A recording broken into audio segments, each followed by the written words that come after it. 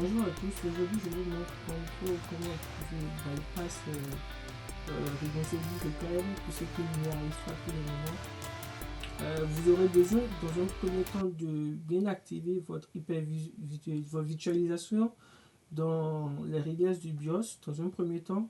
Une fois que c'est bon, vous aurez ces fichiers que je vais mettre bien sûr en description. Et pour ceux qui n'auront pas encore téléchargé le jeu, vous me dites et je vous laisse aussi le lien du téléchargement du jeu. Donc une fois que vous avez tous ces fichiers en votre possession, la première des choses à faire, c'est déjà de lancer ce logiciel là. Vous le lancez et vous verrez si vous avez exactement ça dans un premier temps.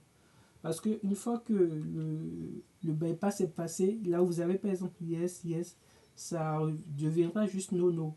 Donc là, je vous montre ça déjà dans un premier temps. On reviendra ici en fin de vidéo. Donc là, vous aurez d'abord à copier ce dossier. Les fichiers qui sont dans le dossier Hypervisor Launcher, vous les collez directement dans votre dossier du jeu. Ensuite, on fera pareil pour tous les éléments. Dans le dossier d'Hypervisor, ici aussi, vous copiez tous les éléments. Moi, je l'ai déjà fait une fois, donc vous copiez tous les éléments et vous le collez aussi dans le dossier. Si ça vous demande de remplacer, vous le remplacez bien évidemment. Une fois que c'est bon, vous entrez maintenant dans le Windows Defender, le dossier. Vous rentrez dedans, il y a un petit script, il n'y a rien de...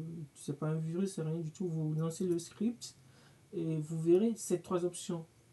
Pour pas trop vous tracasser, vous activez juste l'option, vous désactivez toute la sécurité. Là, ça vous permettra ainsi de pouvoir désactiver tout ce qui pourra bloquer au fait le lancement du jeu.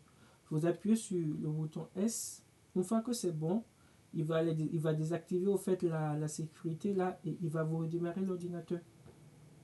Dès que l'ordinateur est redémarré, donc là, je viens de redémarrer l'ordinateur.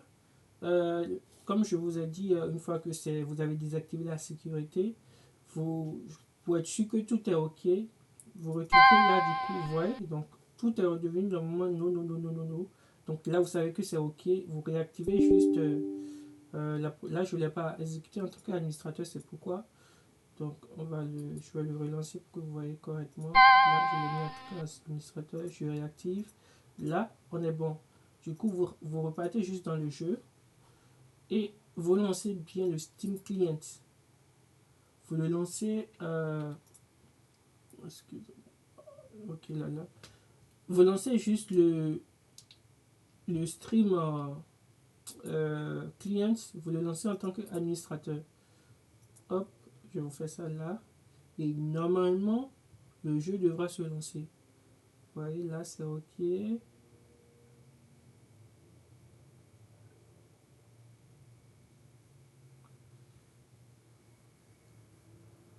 Et voilà, le jeu il s'est lancé du coup. Donc, si en effet, il y a aussi un petit truc que je vais vous dire pour le jeu.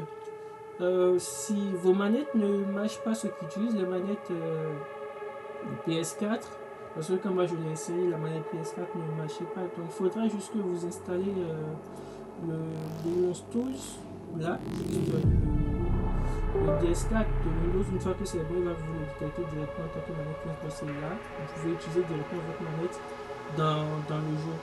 Donc peut-être ça ne marchera pas pour ceux qui ont des manettes DualSense. Donc je vous le dis directement au cas où. Et ceux qui ont besoin du lien, si vous me dites, et je vous le mets directement, le lien du téléchargement dans le commentaire. Donc là, je crois que c'est bon. On en a fini. Et comme ça pour le tuto. Si vous avez aimé le tuto, mettez un like et ça me donnera beaucoup de la force et aussi de la force pour la chaîne.